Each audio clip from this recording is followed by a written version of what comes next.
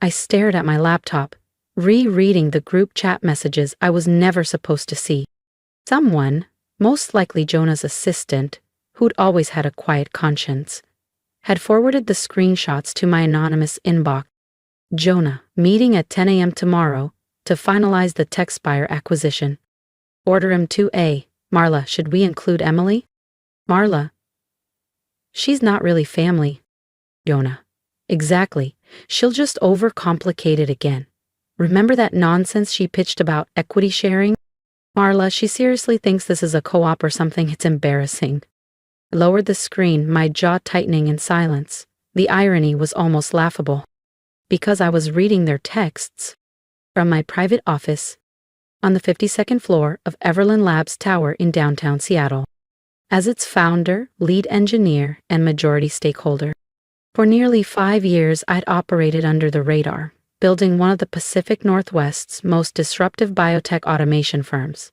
Journalists called me a silent storm. VCs called me visionary. My stepfamily? They still called me naive. They had no idea.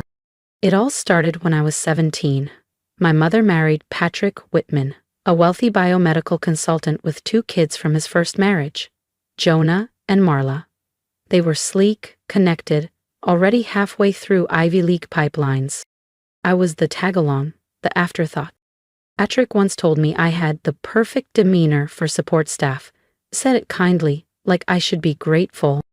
But while Jonah schmoozed executives and Marla hopped continents under the guise of innovation tours, I waited tables and taught myself neural systems engineering through late-night courses and open-source labs. That equity pitch they mocked, that was the last time I tried to help Whitman Biotech.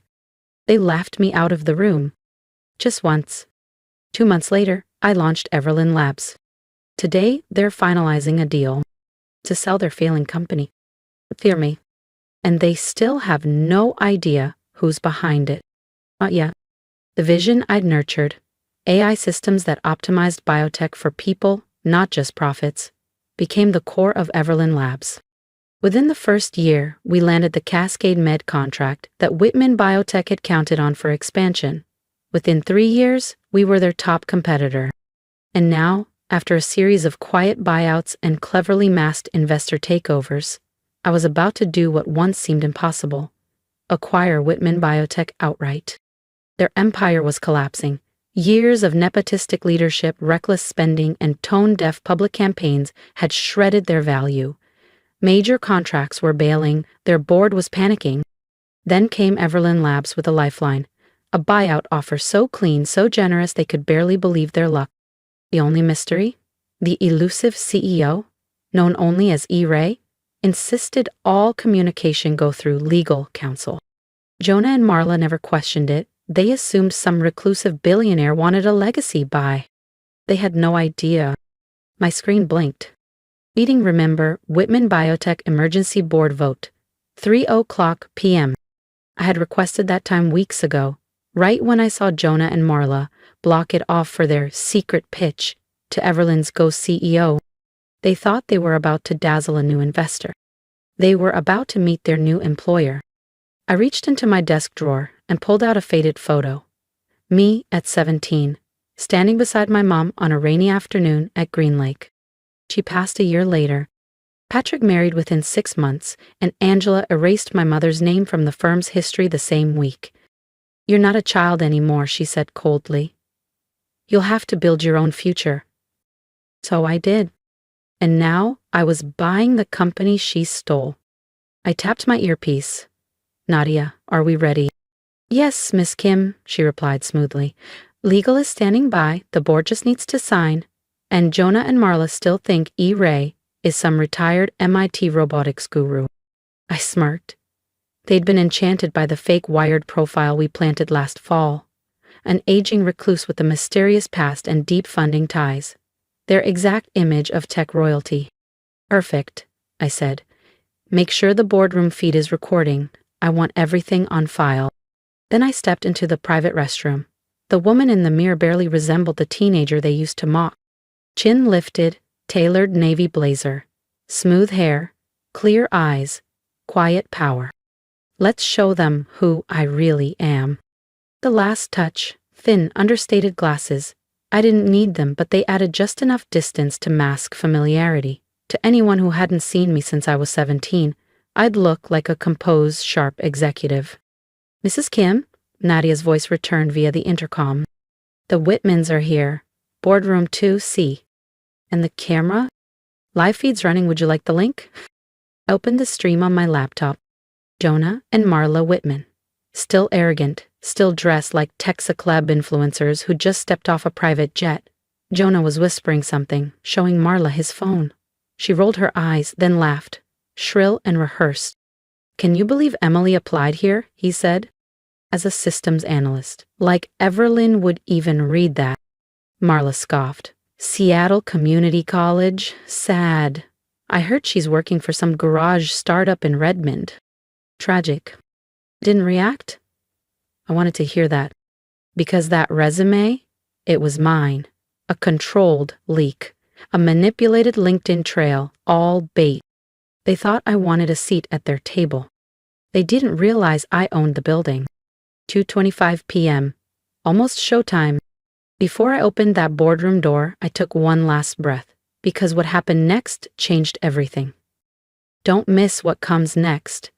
Subscribe to the channel so you're the first to witness the reveal. "Nadia," I said into the mic, "please let the Whitmans know the meeting will begin a few minutes early, and when you announce me, refer to me as Miss Ray."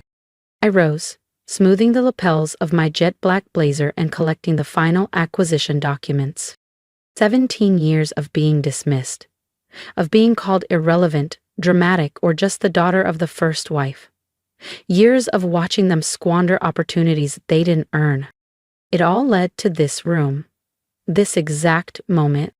I thought of my mom, how her eyes lit up when I built my first neural interface model at 14, how she whispered that real legacy wasn't passed down. It was built, brick by brick, by those who were never invited.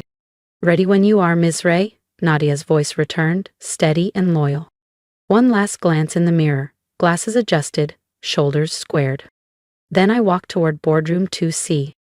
Each tap of my heels echoed like justice across the polished stone. Through the glass, I saw Jonah and Marla, still relaxed, still smug, still certain the world owed them a crown. Nadia waited at the door, calm, collected. My first hire at Everlin Labs. One of the only people who knew everything. "Shall I announce you?" she asked. I nodded. "Let's begin. If you're ready to witness the moment truth shatters legacy, make sure to subscribe. You won't want to miss what comes next." I inhaled once, steadying my breath, as years of exclusion hardened into power. Nadia opened the door, her voice crisp and clear. "Mr. and Miss Whitman, allow me to introduce E. Ray, CEO of Everlin Labs." I stepped into boardroom 2C. Jonah and Marla turned, expecting someone else. Their faces shifted, polite, then puzzled, then pale. "Hello, Jonah. Marla?" I smiled, channeling Angela's signature ice. "Shall we talk about the future of Whitman Biotech?" The silence was exquisite. I counted 12 seconds before Jonah's mouth dropped open in disbelief. "Emily," Marla gasped. "Is this a joke?" I calmly placed my folders at the head of the table, the chair that once belonged to their father, Patrick. "No joke," I said, smiling ever so slightly, although your earlier commentary on my resume was genuinely amusing. Jonah finally found his voice, but it wavered beneath the weight of the truth. "You can't be E. Ray. You're just..." "A disappointment?" I offered, lifting one brow. "No, just someone who worked, while you two burned through every dime of credibility you inherited." I opened the top folder with care. Now, the terms. Everlin Labs will acquire Whitman Biotech for $2,400,000,000. Select departments will merge, executive roles will be restructured. Effective immediately. Marla slammed her palm on the table, the sound of her stacked bracelets cracking through the silence. "You lied to everyone. You faked your entire identity." "No," I replied calmly. I protected my vision. I built something real, something earned. I held her gaze. She was the first to look away. Style isn't substance, Marla. And in this room, substance wins. Jonah's fists tightened. Angela's gonna hear about this. The board already approved the deal. I cut in. Yes, including Angela. She just didn't know whose name was behind the offer. I let the silence hang, then added with a quiet smile. I look forward to seeing her face, too. I could practically hear the mental scrambling, the desperate mental math. They knew. They'd already lost. What do you want from us? Marla finally asked, voice brittle. Want? I leaned back, fully composed. I already have it. Authority, control, light. And then I opened the next folder. Now, let's discuss your severance options. Although, I added smoothly, there are a few staffing adjustments I'd like to propose. Jonah's face drained of all color. You're firing us? Not exactly. I slid 2 prepared folders across the glass table. I'm offering roles more in line with your actual strengths. Jonah, you'll transition to Assistant Manager of Client Support. Marla, Junior Operations Coordinator. Salary reductions, naturally, but you'll both qualify for the employee development and mental wellness programs you once mocked. Marla's mouth dropped open. You can't be serious. We're not accepting that. That's entirely up to you, I said evenly. You're welcome to pursue work elsewhere. Just remember, your non-compete clauses remain binding. And with Whitman Biotech no longer a standalone entity, options will be tight. Jonah leaned back in his chair, eyes distant. You've been orchestrating this for years, haven't you? Not orchestrating, I said, slipping the final folder into my bag. Building. While you coasted, I created something that lasts. I'm offering you something I never got, a second chance, even if it's earned the hard way. I stood and adjusted my jacket. You have until 9 a.m. tomorrow, accept, and HR will begin onboarding. Decline, and security will handle your exit. I turned toward the door, but Marla's voice cracked behind me. Wait, what about Angela? What are you planning to do to her? I paused, hand on the handle. Angela made her choices 15 years ago, I said without looking back. Now she'll live with the result. I glanced over my shoulder, expression unreadable. And something tells me she's watching already. Oh, and don't bother warning her, I added calmly. She's already in a board meeting, one where she's about to meet E-Ray for the very first time. The second meeting of the day was already underway, held in the grand executive suite atop the Everlin Tower with sweeping views of Elliott Bay. I could see Angela through the glass, poised, immaculate, her signature pearl earrings in place, posture rigid and proud, ready to dazzle whatever old money CEO she imagined was behind the acquisition. Nadia stood by the door. They're ready for you, Miss Ray. Should I announce you? No, I said softly, a slow smile forming. I think I'll handle this one personally. I pushed open the door and watched as Angela Whitman's sculpted confidence cracked for the first time in years. Good afternoon, I said to the room, but my eyes never left hers. I'm E-Ray, CEO of Everlin Labs, though some of you may remember me as Emily Kim. The room went still. Angela's hand twitched on her notepad, just enough for me to see. What followed was a masterclass in corporate reclamation. I presented Everlin's plan for Whitman Biotech, full modernization, ethical restructuring, equity-first leadership, and sweeping reforms to dismantle the hierarchy Angela had spent years embedding. Angela sat frozen, jaw tight, eyes unblinking, as I unwound her empire with precision. The moment the meeting ended, she tried to vanish behind the board members, the way she always did when control slipped. But I stepped forward. Angela, my voice stopped her cold. She turned slowly, and for the first time in 15 years, I saw it. Not rage, not arrogance. Fear. Oh, she asked quietly.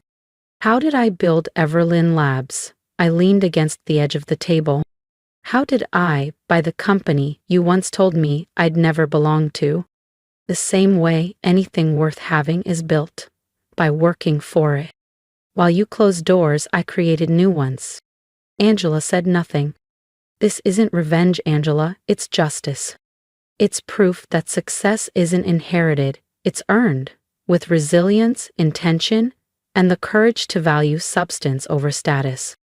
She winced, just slightly, a fracture in the porcelain. To what now? She asked, her voice brittle. You dismantle everything? No, I rebuild it. Whitman Biotech will now operate as a division of Everlin Labs, focused on ethical biotech and community-centered innovation. Your name won't disappear, but it will change. She swallowed. And me. You'll retain a board seat, I said. But as a minority shareholder, your influence will be tempered. I smiled. Call it a lesson in perspective. She turned to leave, stiff but quiet. Oh, and Angela? I said, pausing as she reached the door. Sunday dinner? I believe I will be attending after all. The weeks that followed swept through like a silent storm. Jonah and Mara accepted their reduced roles, begrudgingly at first, but slowly they began to listen, to learn. About accountability, about the weight of real work. Angela remained quiet in meetings, but sometimes she looked at me with something unfamiliar. Not hate, not scorn. Maybe respect? The press called it a revenge story. But for me, it was restoration. The real victory wasn't the acquisition. It was the transformation of a company, a culture, a legacy. For the first time in years, the employees of Whitman Biotech felt seen, heard, empowered. That was the legacy I wanted. Innovation, integrity, impact. The company, once known for inherited privilege, had transformed into a model of inclusive, purpose-driven leadership. 1 year after the acquisition, I sat in my corner office overlooking the Seattle skyline, scanning Everlin Labs' latest quarterly report.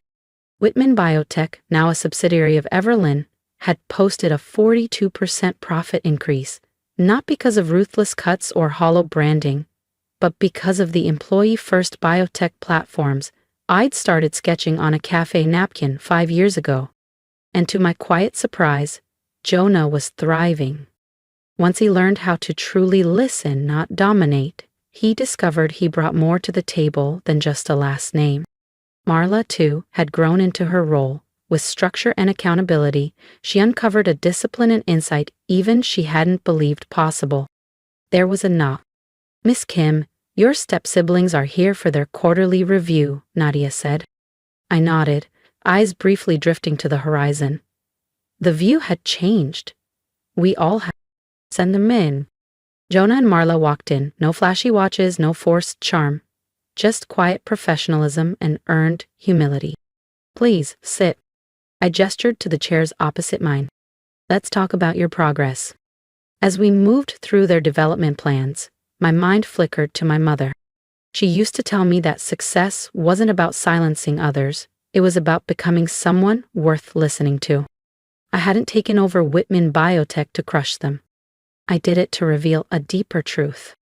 That merit, not bloodline, defines legacy. And maybe, by rebuilding what they nearly destroyed, we all became something better. Not out of vengeance, but purpose. And in that, I found something greater than triumph. Peace. If this story resonated with you, share your thoughts in the comments. Have you ever been overlooked by those who should have lifted you up? I didn't build Everlin Labs just to win. I built it to prove that quiet strength outlasts loud entitlement.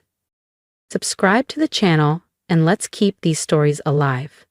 For every builder, dreamer, and underestimated soul still rising.